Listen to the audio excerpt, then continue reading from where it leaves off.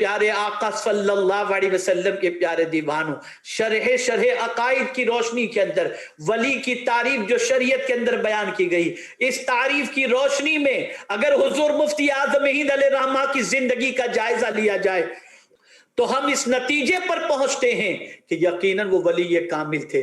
اب آئیے ایک کتب کے ذریعے حضور مفتی اعظم ہند علیہ رحمہ کے حوالے سے میں آخری بات عرض کر کے اپنی گفتگو کو ختم کرتا ہوں۔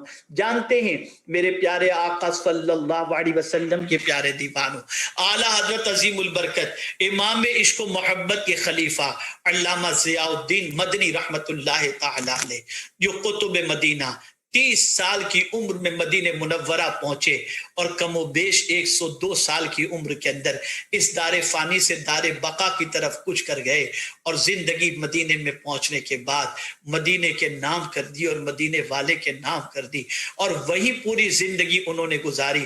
مدینے سے وہ باہر نہیں نکلتے تھے۔ ان سے پوچھا گیا کہ ذرا مفتی اعظم ہند علیہ رحمہ کی زندگی کے بارے میں آپ بتائیں۔ توجہ چاہوں گا، آپ کی اولاد بھی ہے، ہماری اولاد بھی ہے، ہم نے اپنے بچوں کو پالا ہے، ہم نے اپنے بچوں کے سامنے زندگی گزاری ہے۔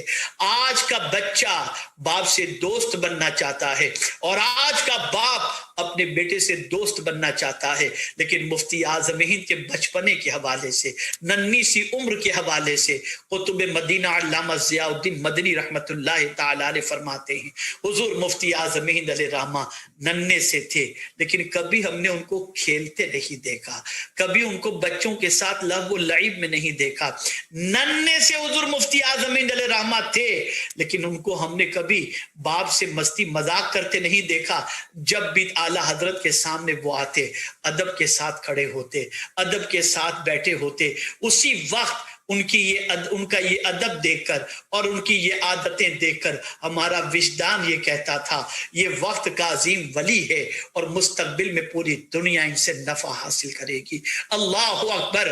اور جانتے ہیں جو قطب مدینے سے باہر جلدی سے نکلتے نہیں تھے، سوائے مکہ مکرمہ میں حج کے لیے جانے کے علاوہ، اور مدینے ہی کے اندر پوری زندگی گزار دی، جب انہیں اطلاع ملی کہ حضور مفتی اعظم ہند علیہ رحمہ حج کے بعد مدینہ منورہ تشریف لا رہے ہیں، تو 30 کلومیٹر مدینہ منورہ سے باہر نکل کر ان کا استقبال کرنے کے لیے پہنچے، اور اپنے یہاں انہوں نے رکھا۔ اور جانتے ہیں اس کے بعد بھی یہی کہتے رہے، آپ کی شان کے لائق میں آپ کی خدمت نہ کر سکا۔ آپ اندازہ لگائیں یہ کون کہہ رہا ہے؟ یہ قطب مدینہ کہہ رہے ہیں، جو مدینے کے قطب ہیں، یہ ان کے تاثرات ہیں۔ اے رسول اعظم صلی اللہ علیہ وسلم کے دیوانوں، حضور مفتی اعظم ہند علیہ رحمت والرضوان بلا شبہ مجدد ابن مجدد تھے۔ یقیناً میرے پیارے آقا صلی اللہ تعالی علیہ وسلم کے پیارے دیوانوں، انہوں نے اپنی زندگی کو قانون الہی اور قانون رسول صلی اللہ علیہ وسلم کے سانچے میں ڈھال کر دنیا کو یہ بتا دیا۔ اب یہ میرے آخری جملے ہمیشہ کے لیے دل و دماغ میں محفوظ کر لیں۔ انہوں نے درس دیا کہ نفس پر جو سنتیں آسان ہیں ان پر عمل کر کے تم اپنے آپ کو سنت کا پیکر کہتے ہو۔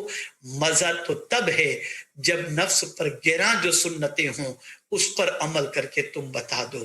کسی کو معاف کرنا آسان نہیں ہے، لیکن معاف کرنے کی سنت پر عمل کر کے بتا دو۔ غیبت سے زبان کو روکنا آسان نہیں ہے، روک کر کے بتا دو۔ جھوٹ سے زبان کو روکنا آسان نہیں ہے، روک کر کے بتا دو۔ تنگ دستی کے اندر زندگی گزارتے ہوئے اللہ کا شکر ادا کرنا آسان نہیں ہے، لیکن اس سنت پر عمل کر کے بتا دو۔ اور یاد رکھو، غریبوں سے محبت کر کے نبی کی سنت پر عمل کر کے بتا دو۔ مخلوق خدا کے لیے شب بیداری کر کے بتا دو۔ خلق خدا کی خدمت کے لیے اپنی نیندوں کو قربان کر کے بتا دو۔ اگر تم یہ کر لیتے ہو تو سمجھ لو رسول اعظم صلی اللہ علیہ وسلم کی خوشنودی تمہیں حاصل ہوگی۔